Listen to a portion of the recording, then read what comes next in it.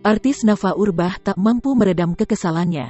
Ia resah nomor teleponnya diteror oknum penagih pinjaman online, pinjol, padahal tak pernah meminjam uang. Nafa Urbach pun menanyakan kepada pengikutnya di Instagram mengenai kejadian tersebut. Ini kenapa tiba-tiba banyak banget pinjol pada nagih utang orang yang gak ku kenal ya?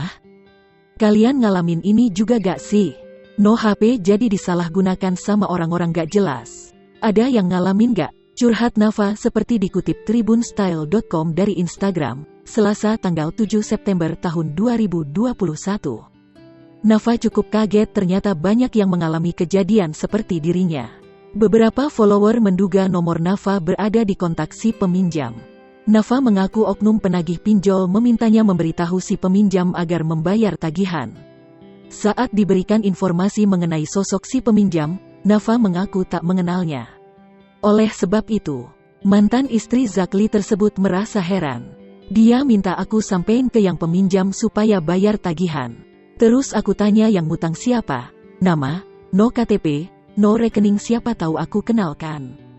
Nah yang dia kasih ke aku gak kenal sama orang-orang ini, papar Nafa.